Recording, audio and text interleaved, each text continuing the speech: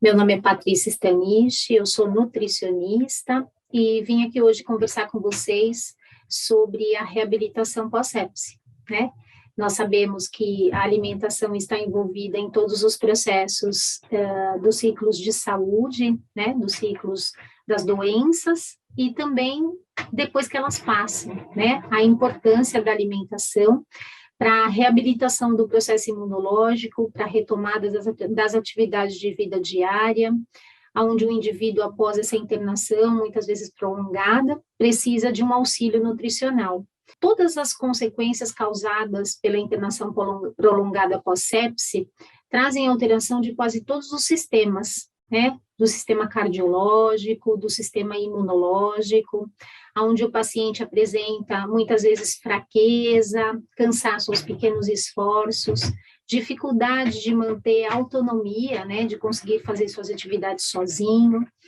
Muitas vezes ele tem uma dificuldade de deglutição, porque muitas vezes ficou dependente da ventilação mecânica, né, ficou entubado, como nós dizemos, e isso traz toda uma dificuldade de reorganizar as funções relacionadas à deglutição, à mastigação, à digestão, muitas vezes até a questão da evacuação.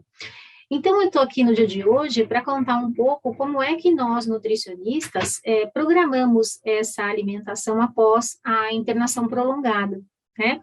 Então, quando o paciente retorna ao lar, né, ele passa a ser inserido nos hábitos novamente da família, aonde ele passa a fazer suas atividades no seu ambiente de costume, com os alimentos que trazem toda essa memória afetiva do comer, com os alimentos de sua preferência, na forma de preparo que a família adota, né, ao longo da sua cultura e da sua convivência. E é muito importante que nós tenhamos a atenção ao tipo de alimentação que nós vamos fornecer ao nosso familiar, né, ao paciente.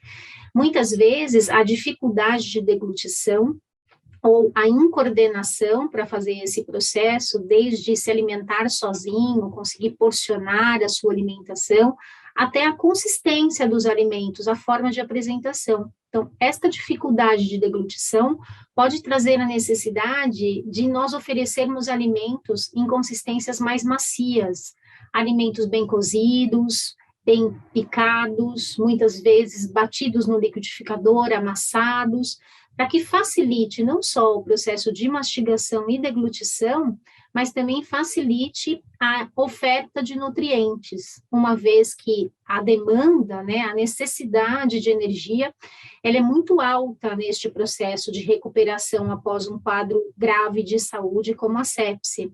Então, nós precisamos trabalhar muitas vezes com pequenos volumes de alimentação, várias vezes ao dia, criar o hábito de fracionar a alimentação, então oferecer um café da manhã, um lanche no meio da manhã, um almoço e um jantar bem reforçado, acrescido de um lanche da tarde, muitas vezes complementar com a ceia.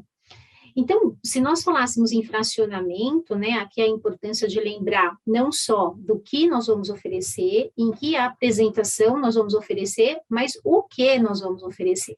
Né? Então, nós bem sabemos que esse gasto de energia que esses pacientes apresentam, eles precisam ser compensados por um aumento da oferta de alimentos, mas de alimentos que conferem calorias, que nós chamamos. Então, são alimentos de alto valor calórico, como, por exemplo, alimentos fontes de carboidrato, como pão, arroz, macarrão, né, frutas. Muitas vezes nós vamos precisar usar suplementos nutricionais, então, num outro momento, nós vamos voltar a falar sobre os suplementos. E essa suplementação, ela costuma ser prescrita ou pelo médico ou pelo nutricionista que vai acompanhar o paciente, seja em clínicas de reabilitação, seja nas UBSs, nos planos de saúde, ou seja até um atendimento particular de profissionais que podem dar essa assistência, planejando a alimentação do paciente e, com isso, fornecendo as calorias e as proteínas, né, sem esquecer também das vitaminas e minerais que vão ajudar a esse processo de reabilitação acontecer com mais tranquilidade e acontecer de uma forma mais rápida e efetiva.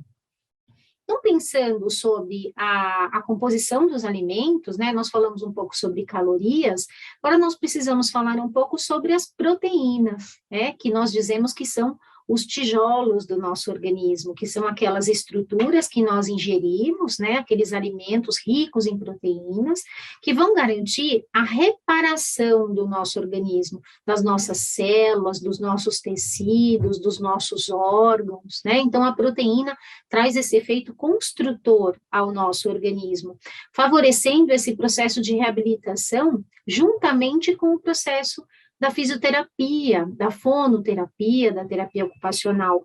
Então, a alimentação, ela entra como uma das ferramentas que os profissionais de saúde vão precisar adotar para ter um bom resultado nesse processo.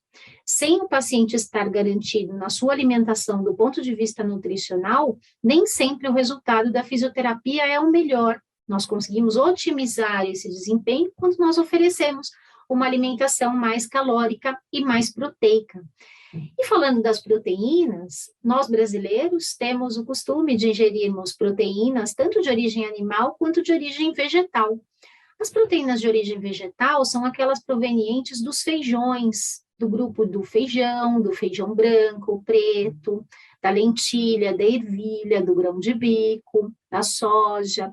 Então, nós temos a inclusão destes alimentos na alimentação brasileira, né, com bastante frequência, e são alimentos que precisam compor a alimentação de pacientes pós um quadro grave como a sepse. E do ponto de vista das proteínas de origem animal, então seriam aquelas provenientes das carnes bovina, do frango, do pescado, dos ovos, do leite e dos derivados de leite. Então, a importância de incluir na alimentação dos pacientes alimentos proteicos. E em quantidades um pouco menores, nós vamos precisar usar mão das verduras, legumes e frutas, que são os nutrientes provenientes de alimentos de origem vegetal, que nós incluímos como guarnição nas nossas refeições, né? Ou como uma complementação pensando nas frutas. Então, se nós pensássemos de ordem geral, a alimentação desses indivíduos não foge muito da alimentação convencional de uma família. A importância é que nós estejamos atentos à composição da alimentação deste paciente que retorna do hospital, muitas vezes com apetite ruim, porque perdeu um pouco do paladar, utilizou-se de medicamentos que trazem alteração do gosto dos alimentos, alguns desenvolvem um gosto mais metálico, alguns desenvolvem uma aversão à carne. Então, nós vamos lidar com várias situações que mudam a ingestão alimentar do paciente e que muitas vezes o familiar não sabe como lidar com isso, porque muitas vezes o paciente gostava de um alimento e após essa internação prolongada, ou ele não consegue, ou ele perde um pouco o gosto por esse tipo de preparação. Então, a dica que fica é que nós possamos elaborar essa alimentação com bastante cuidado, com bastante atenção, para que nesta composição alimentar nós tenhamos todo o grupo de nutrientes, né, provenientes de alimentos, mas que nós tenhamos nutrientes que vão ajudar a reabilitação, ao processo de reabilitação. Outra questão importante, pessoal, é a questão hídrica, né? A ingestão de líquidos. Muitas vezes a dificuldade de deglutição pode trazer a dificuldade de ingestão de água, de chá, de suco, de leites, o que dificulta a hidratação do nosso paciente, muitas vezes levando a quadros de desidratação. Então, a importância de nós ofertarmos alimentos ricos em água. Então, as frutas, as verduras e os legumes é um bom exemplo disto, né? De alimentos com alto poder hídrico, sem esquecer dos líquidos propriamente dito. Então, quando o indivíduo ingere qualquer líquido na refeição, como, por exemplo, café com leite, nós vamos considerar ingestão hídrica. Quando o indivíduo ingere um suco, nós vamos considerar ingestão hídrica, fora a ingestão da água, né? Lembrando que em alguns casos nós vamos precisar utilizar alguns produtos industrializados que deixam a água numa consistência um pouco mais espessa, que nós dizemos, numa consistência néctar, né? Numa consistência mel.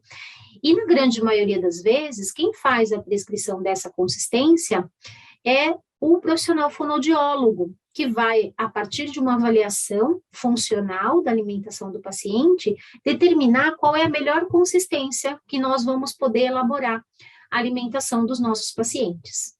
Então, se nós pudéssemos colocar alguns pontos importantes do que nós já conversamos até aqui, eu diria que nós precisamos de um adequado planejamento da alimentação desse parente, desta pessoa que voltou para o seu lar.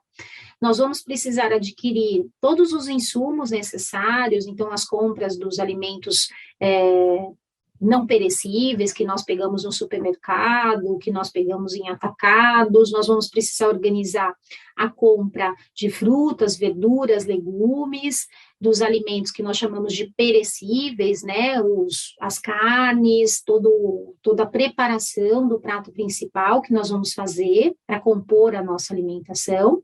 Nós vamos precisar nos organizar em relação aos horários que nós vamos oferecer os alimentos, também a atenção à forma como nós vamos preparar e apresentar essa alimentação ao nosso paciente de uma forma muito bonita, alegre, num prato onde o indivíduo possa estar desde o leito até sentado na mesa junto com seus familiares, num ambiente tranquilo, que ele possa se alimentar ou ser alimentado, naqueles indivíduos que ainda precisam da ajuda nas atividades de vida diária, e que neste prato, né, nesta composição desta alimentação, estejam todos os nutrientes que vão garantir a oferta de energia, a oferta de proteína, das vitaminas, minerais e líquidos, para garantir a nutrição e a reabilitação do nosso paciente. Então, finalizando um pouco esse nosso primeiro contato, eu diria que compor a alimentação do indivíduo requer um planejamento, né? Requer uma atenção e um cuidado à elaboração do prato, e requer também esta observação do quanto, com o passar do tempo, o indivíduo passa a aceitar melhor a alimentação, e naturalmente nós vamos perdendo esta preocupação de elaborar de uma forma tão cuidadosa a alimentação do paciente, e aí nós passamos a fazer uma alimentação em casa com bastante tranquilidade, como nós fazemos para os nossos familiares de uma maneira geral, tá bom? Então, era isso que eu tinha para falar com vocês a respeito deste item que nós podemos chamar do planejamento alimentar do indivíduo pós uma internação prolongada, após um quadro de sepse. E nos demais, eu vou tentar abordar outros assuntos relacionados à terapia nutricional. Obrigada.